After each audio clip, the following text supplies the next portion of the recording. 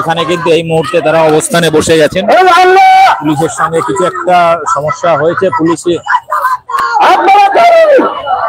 এখন জানি না, কারণ আগে থেকে পারমিশন নেওয়াই ছিল। কি কারণে মাঝপথে এখানে আটকে দিল, কি কারণে এখানে আটকালো এখনো পর্যন্ত কারণ পরিষ্কার নয়। এবং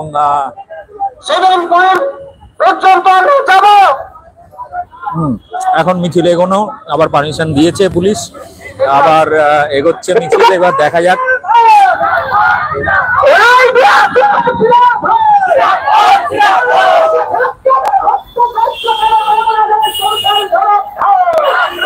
আবার মোটামুটি সুষ্ঠু স্বাভাবিক মিছিল আবার শুরু হয়েছে।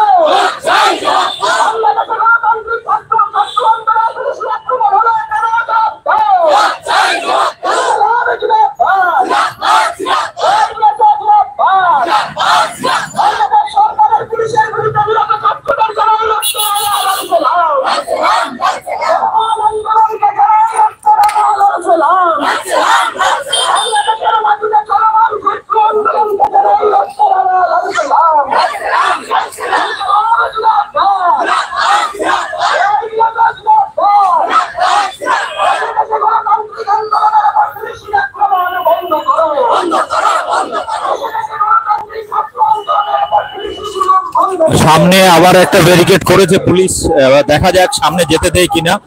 সামনে একটা ব্যারিকেড কিন্তু হয়েছে।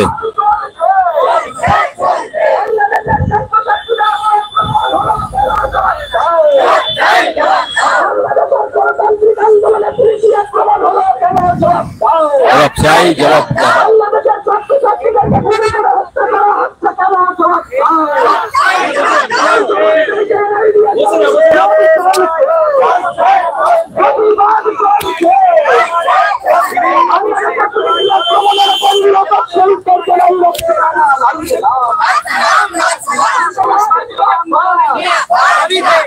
আজকে আমরা মনে করি আমাদের এই গণতান্ত্রিক যুক্তিপূর্ণ যে লড়াই, এআইডিএস ও ছাত্র সংগঠন তাকে সর্বতভাবে আমরা সমর্থন জানাচ্ছি, সংহতি জানাচ্ছি।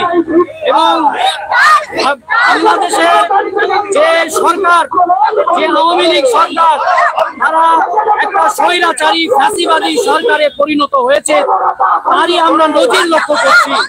আমরা দেখছি যেখানে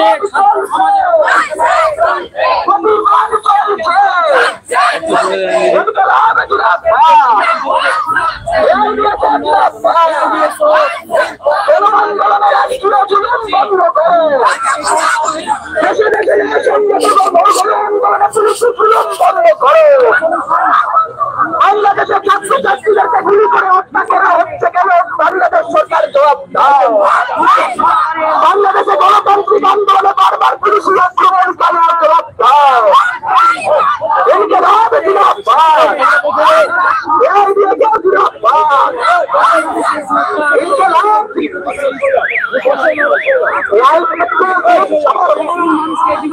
বাংলাদেশ পুরো ছাত্র আন্দোলনে পুলিশের আক্রমণ বারবার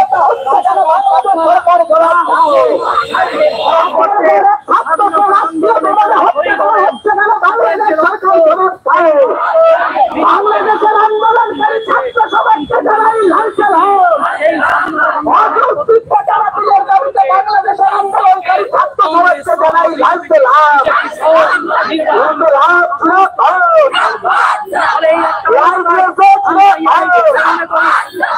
বাংলাদেশের রাষ্ট্রীয় মদতে কেমন পীড়ন হচ্ছে কেন? বাংলাদেশ সরকার জবাব দাও।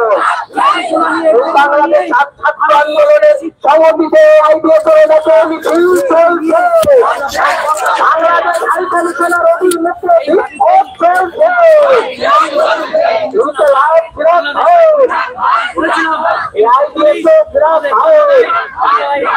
বাংলাদেশ পুরো রাষ্ট্রীয় সরকার জবাব দাও। অযৌক্তিক কোটা আন্দোলনে বাংলাদেশে একের পর এক ছাত্র শহীদ হতে হচ্ছে কেন? বাংলাদেশ সরকার জবাব দাও। এর প্রতিবাদে গোটা দেশ জুড়ে আইডিএসের আন্দোলন চলছে, প্রতিবাদ চলছে।